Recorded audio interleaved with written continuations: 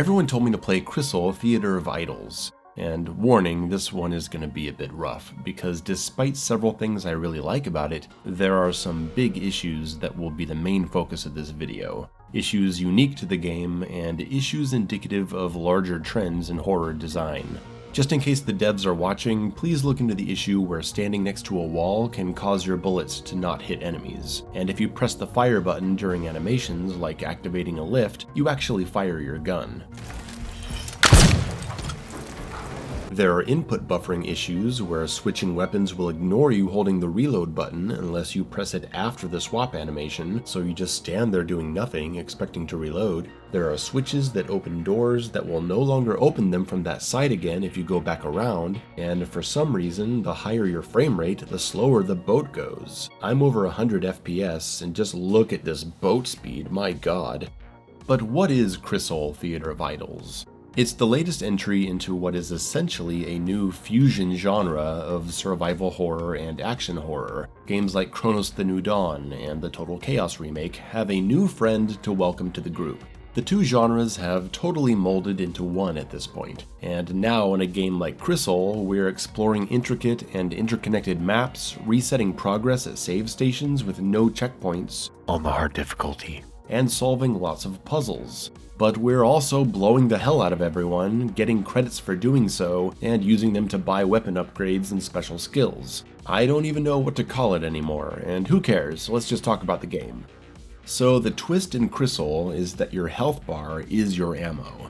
It was the main reason I gave it a try, because the rest of it didn't really grab me in the previews. But that's a cool mechanic. When you reload, it drains blood from you, and you gotta get it back by injecting yourself with a healing agent, or by absorbing the blood of dead animals around the levels. You would think that this would lead to some really good decision making and tense resource starvation moments, but it rarely does. The highest difficulty available to new players just drowns them in blood supply. If your aim is any good, you'll be walking around with full healing items for most of the game until some parts in the late chapter where still you're gonna be fine. There's always animals around to heal you, there's an abundance of healing agents, you'll raise your max health, and you'll unlock healing skills eventually if you want them. I actively ignored them just to try to keep things tense, but it didn't really work. I literally only died once to an enemy encounter, and that's only because I got boxed into a small room. The other 2 times I died were simply because I was reloading my guns and I didn't look at my health bar because I was spacing out and it killed me.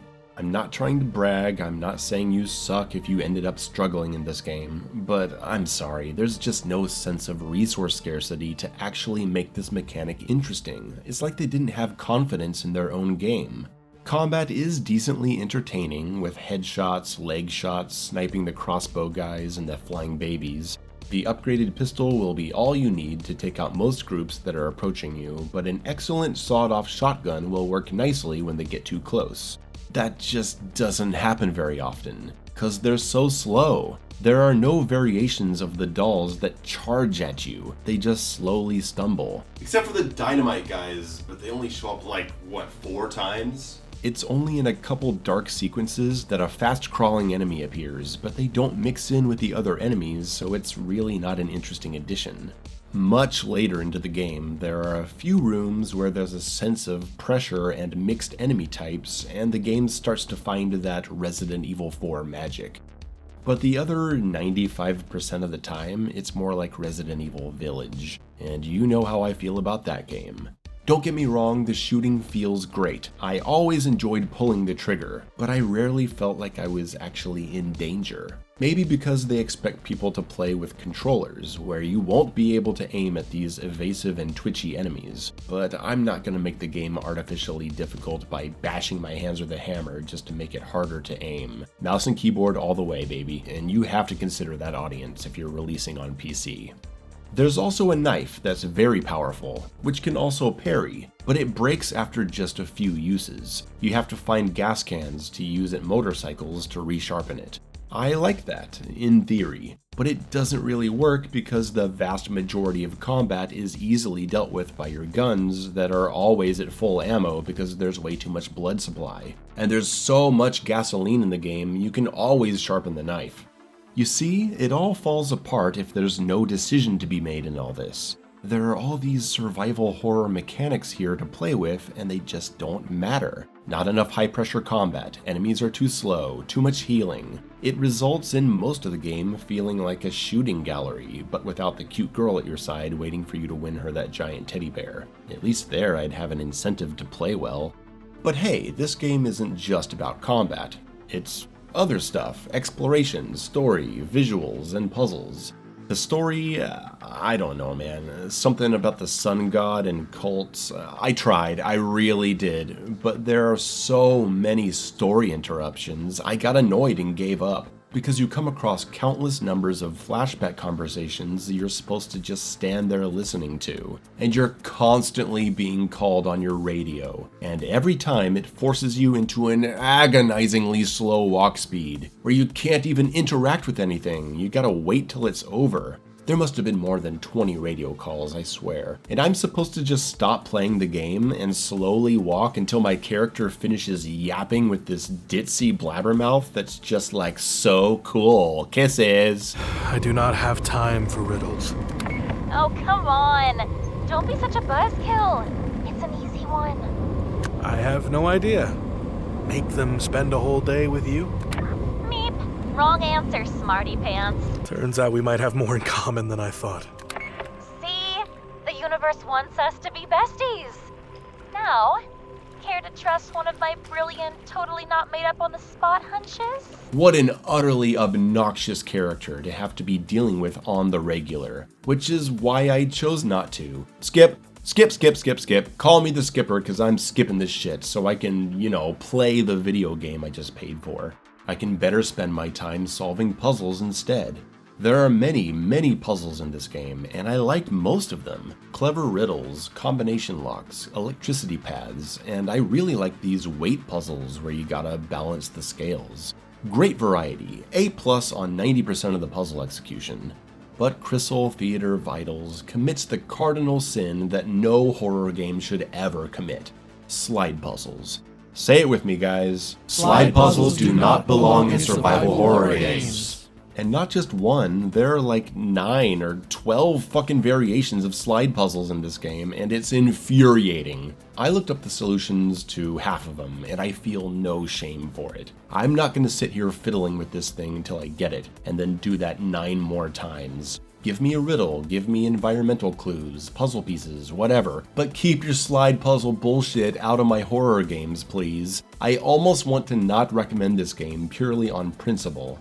But anyway, while this game does look and feel like Resident Evil Village most of the time, and it suffers from its confused genre identity when it comes to resource management and combat, not having Village's notoriously moronic baby mode puzzle design was certainly nice to see.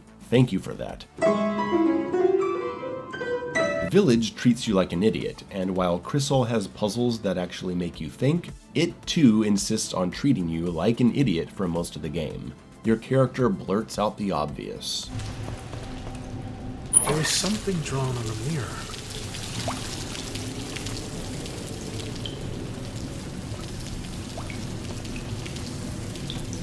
And this one too. There is something drawn on the mirror. And this one too. Oh, really? I need to stop the electricity to get to the truck door with the obvious interact bubble on it? Okay. I will need to cut the power if I want to get any closer. Yeah, I figured. The fire is blocking the path. I need to put it out. I need to put the fire out? Oh, really? Okay. Redirect the flow to pipe B2? It's the blue one? Oh, really? Okay. Every single riddle highlights the important words so you don't have to actually read anything. And of course, we have an appearance by our greatest nemesis. No, not that nemesis. This nemesis. Yellow paint. The scourge that has taken over nearly every studio these days. They couldn't even be bothered to come up with some in-world kind of visual to mark things like the white candles dripping wax in Chronos the New Dawn. Nope, just slap random yellow paint on every single fucking ledge and window, crawl space, and squeeze through area. I meant what I said in the yellow paint video from 2025. I think the universal option of yellow paint is causing developers to be lazy in their design and not think about smart, artistic, unique ways to signal to players what they need to do. They just design the game however they want and they say, if people get lost, we can put yellow paint on it later. Or, my god, maybe they're actually designing games with yellow paint from the start. Hey, but at least the ladders aren't yellow like the RE4 remake. Oh, son of a bitch! Oh, for fuck's sake.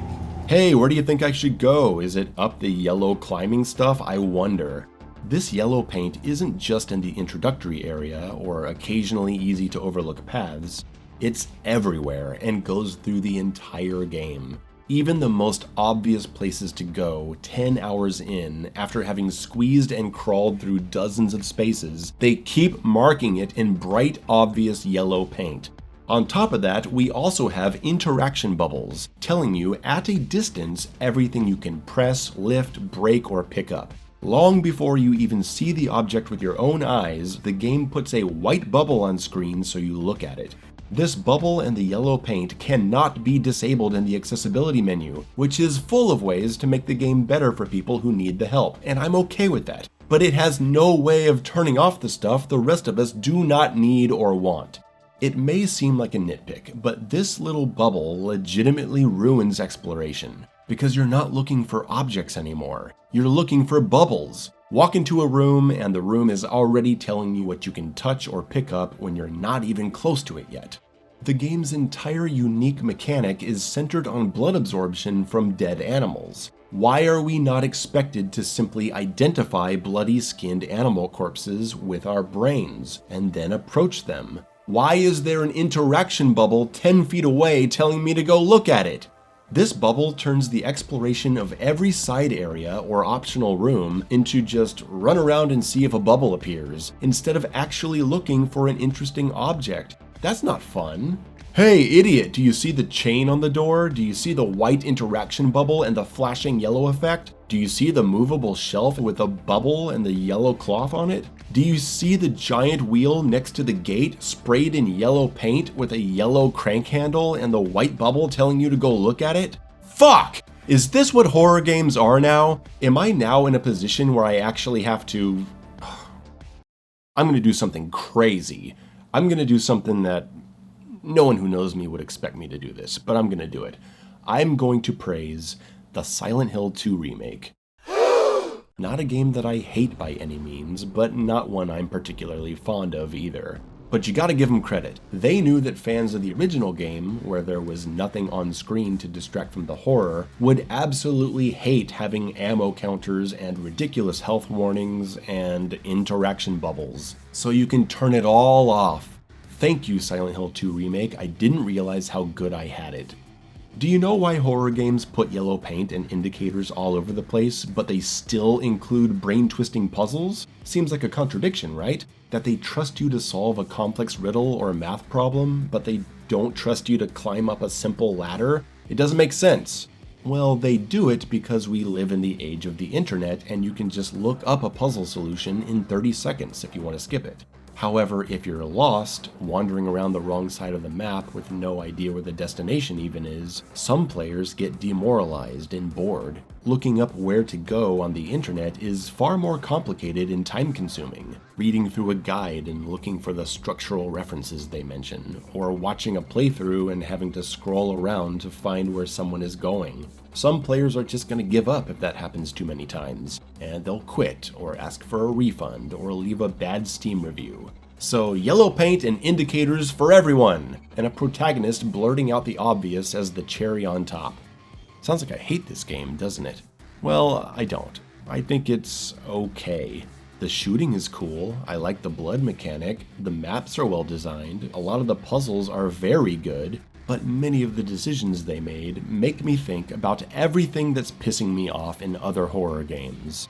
Bloated story that constantly interrupts the player, lack of challenge to actually make the combat and survival mechanics matter, and the surrendering of thoughtful exploration by including ridiculous levels of yellow paint and interaction indicators. It feels bad criticizing a smaller team's project so much. They obviously put a lot into Crisol Theater of Souls, and we want to support original horror projects with cool new ideas. But we also don't want to support the trends that are ruining valued aspects of survival horror design. So, I don't know. I'm on the fence as to whether you should get it or not. The argument could be made both ways. I'm sure plenty of people don't even care about the stuff I'm talking about here. But I wish more did, and that's what I'm trying to do. I'm happy for those who really enjoyed Crisol despite the issues, and I hope the talented team behind it goes on to do something much better. I too enjoyed a decent amount of the experience. I'm sorry this video is all about the bad stuff, but it's very related to what I talk about on this channel, so it had to be the focus. Thanks for watching.